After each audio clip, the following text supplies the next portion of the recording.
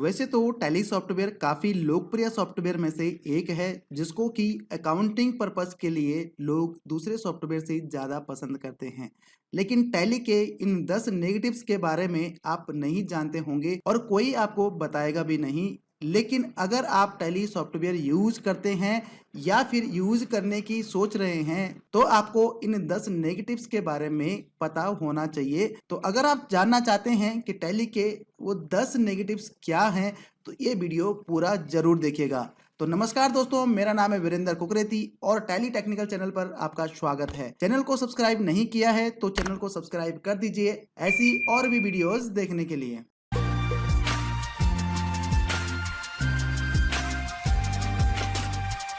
तो दोस्तों, अगर आपके माइंड में भी कोई ऐसी चीज है जो कि आपको टैली की नेगेटिव लगती है तो आप मुझे कमेंट बॉक्स में कमेंट जरूर करिए कि वो चीज कौन सी है जो कि आपको टैली की नेगेटिव लगती है। तो बात करते हैं पहले नेगेटिव की, डाटा ऑटो बैकअप। तो दोस्तों, जितने भी सॉफ्टवेयर होते हैं लगभग सभी सॉफ्टवेयर में ऑटो बैकअप का ऑप्शन होता है। मतलब सॉफ्टवेयर अपने आप ऑटो बैकअप जनरेट करता रहता है, जो कि एक सॉफ्टवेयर का सबसे सेफेस्ट और अच्छा फीचर माना जाता है और यूजर को ये फील करवाता है कि जो सॉफ्टवेयर वो यूज कर रहा है वो बिल्कुल सेफ है। तो दोस्तों, ये सुन के आपको काफी हैरानी होगी कि टैली में आपको ऑटो बैकअप का फीचर नहीं मिलता है, जबकि टैली सॉफ्टवेयर के 2 मिलियन से ज्यादा यूजर्स हैं जो कि टैली यूज करते हैं।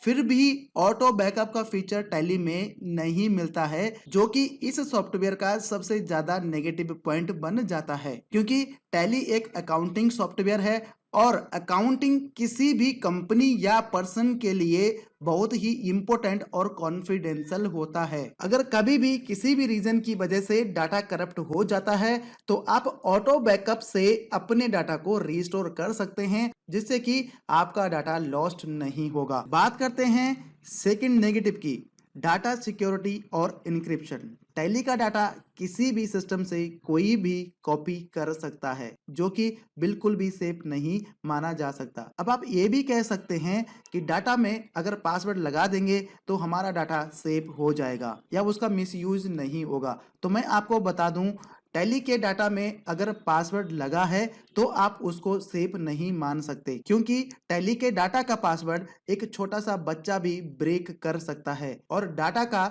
मिसयूज कर सकता है। तो डाटा सिक्योरिटी एक बहुत ही अहम सवाल बन जाता है। डाटा के लिए इंक्रिप्शन का होना बहुत जरूरी है या फिर ऑथेंटिकेशन, मतलब जब तक कि परमिशन ना हो तब तक कोई उस डाटा को छेड़ ना सके, उस डाटा में एडिट ना कर सके या उस डाटा को कॉपी ना कर सके, जो कि एक सॉफ्टवेयर में होना बहुत जरूरी है। ऑथेंटिकेशन का होना तो बहुत जरूरी है कि जब तक ऑथेंटिकेशन ना हो या परमिशन ना हो तब तक कोई भी उस डाटा को ना छेड़ सके, उस डाटा को कॉपी ना कर सके या उस डाटा को डिलीट ना कर सके। और मल्टी यूजर के केस में तो बिल्कुल भी सेफ नहीं कह सकते, क्योंकि अगर आपको क्लाइंट सिस्टम पे टैली यूज करना है या डाटा चलाना है तो आपको सर्वर सिस्टम से डाटा को शेयर करना पड़ेगा और फुल परमिशन देनी पड़ेगी। तो फुल परमिशन का मतलब है कि भाई कोई भी उस डाटा के साथ कुछ भी कर सकता है, जो कि बहुत ही हार्मफुल हो सकता है किसी डाटा के लिए। मतलब डाटा शेयर होते ही कोई भी उस डाटा के साथ कुछ भी कर सकता है और पता भी नहीं चलेगा। इसलिए टैली के डाटा में इनक्रिप्शन या ऑथेंटिकेशन का होना बहुत जरूरी है, जिससे कि डाटा सेफ रहे। Number 3, data error and corrupted. Tally का डाटा कभी भी करप्ट हो सकता है, उसकी फाइल डैमेज हो सकती है। अब रीजन कुछ भी हो सकते हैं। तो आपके माइंड में ये सवाल आ सकता है कि भाई साहब, डाटा तो किसी भी सॉफ्टवेयर का करप्ट हो सकता है, इसमें कौन सी बड़ी बात है। लेकिन आपको यह पता होना चाहिए, किसी भी सॉफ्टवेयर का डाटा अगर करप्ट हो जाता है तो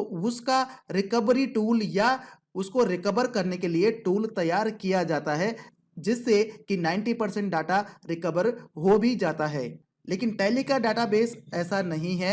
अगर आपका डाटा करप्ट हो जाता है तो बेसिक टूल है रिकवर करने के लिए। अगर डाटा में ज़्यादा डैमेजेस हैं या डाटा फाइल करप्टेड है तो 90% चांसेस तो ये हैं कि आपका डाटा रिकवर नहीं होगा, जो बिल्कुल भी वाजिब नहीं है। तो अगर आपका डाटा कभी करप्ट हो जाता है तो आपको आपके बैकअप से ही काम चलाना पड़ेगा, अगर आपने बैकअप ले रखा है तो। और अगर आपने बैकअप नहीं ले रखा है तो फिर दोबारा से पूरा काम करना पड़ेगा, सारी तैयारी दोबारा से करनी पड़ेगी, जो कि बिल्कुल भी सही नहीं है किसी डाटा के लिए।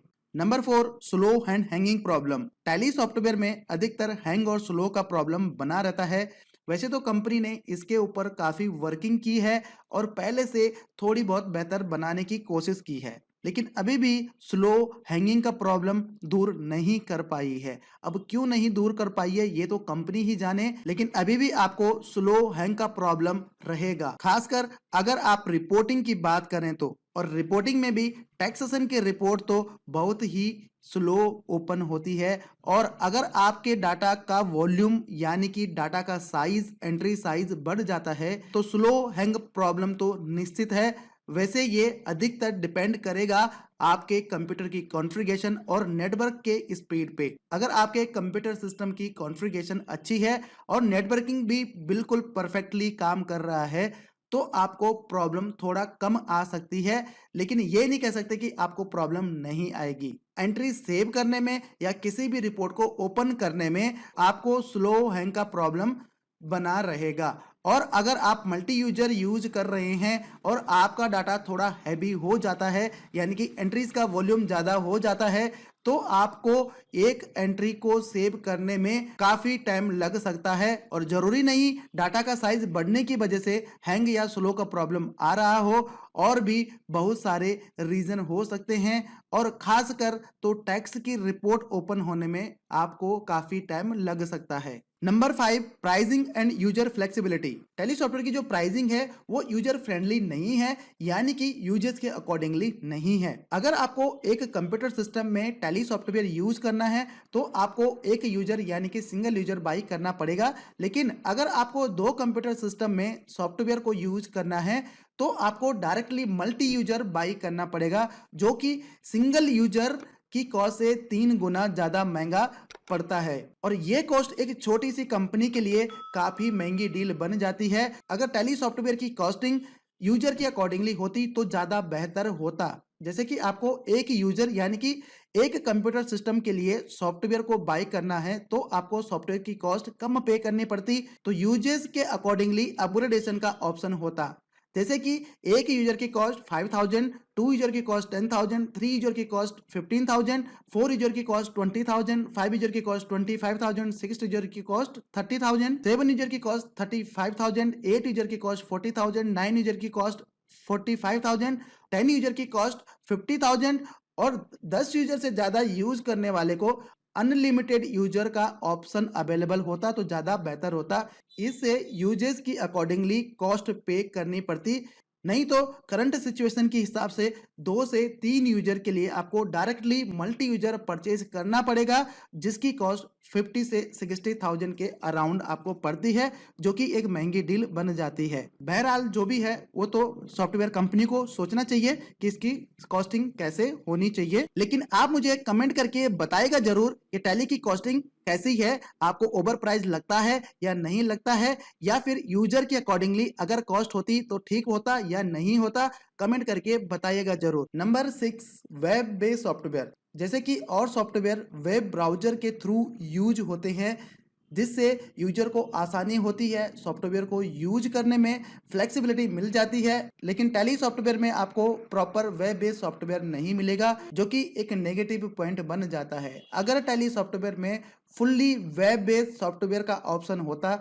तो यूजर को यूज करने में काफ़ी फ्लेक्सिबिलिटी मिलती और यूज करने में काफ़ी आसानी होती और न्यू टेक्नोलॉजी का आनंद भी आता। लेकिन टैली सॉफ्टवेयर अभी भी हार्डवेयर डिपेंडेंट सॉफ्टवेयर है, जिसको जल्दी ही वेब बेस्ड वर्जन की ज़रूरत है। Number 7, mobile app. Tally software में आपको टैली का खुद का मोबाइल ऐप नहीं मिलता, जो कि बहुत ही निराश करने वाली बात है, जबकि लगभग सभी अकाउंटिंग सॉफ्टवेयर में आपको उनका खुद का मोबाइल ऐप का ऑप्शन अवेलेबल होता है, जो कि बहुत ही यूजफुल भी है। हालांकि थर्ड पार्टी मोबाइल ऐप आपको मार्केट में बहुत सारे मिल जाते हैं, लेकिन उनके लिए आपको अलग से कॉस्ट पे करनी पड़ेगी। अगर टैली सॉफ्टवेयर के साथ साथ टैली का मोबाइल ऐप भी मिलता तो टैली यूजर को काफी हेल्प मिलती अकाउंटिंग को मेंटेन करने में और बिजनेस को रन करने में। Number 8, industry wise module. Tally software में आपको पर्टिकुलर इंडस्ट्री वाइज मॉड्यूल का ऑप्शन नहीं मिलता। अगर टैली में इंडस्ट्री वाइज मॉड्यूल का ऑप्शन होता तो टैली सॉफ्टवेयर एक बहुत ही बढ़िया और किफायती अकाउंटिंग सॉफ्टवेयर की लिस्ट में शामिल होता। अभी तक टैली में स्टैंडर्ड फीचर का ही ऑप्शन है। आप चाहे मल्टी यूजर लें या सिंगल यूजर लें, उसमें आपको स्टैंडर्ड फीचर ही मिल पाते हैं, जो कि अकाउंटिंग के लिहाजे से तो ठीक है। लेकिन अगर आप ये सोच रहे हैं कि पर्टिकुलर आपकी वर्किंग या आपकी इंडस्ट्री के हिसाब से आपको चूज करने का ऑप्शन मिलेगा, तो मैं आपको बता दूं इस तरह का ऑप्शन आपको टैली सॉफ्टवेयर में नहीं मिलेगा। हालांकि आप लोकल वेंडर से कस्टमाइजेशन करवा सकते हैं, लेकिन उसके लिए आपको बहुत सारा पैसा खर्च करना पड़ेगा और उसकी कोई गारंटी नहीं है कि एक बार पैसा खर्च करने के बाद उस कस्टमाइजेशन में आपको दोबारा कोई खर्च ना करना पड़े या वो कस्टमाइजेशन प्रॉपरली आपकी अकॉर्डिंगली काम करे। इसकी टैली कंपनी कोई गारंटी नहीं लेती है, तो वो आपको अपने अकॉर्डिंगली ही देखना पड़ेगा। बात करते हैं number 9, integration with other software.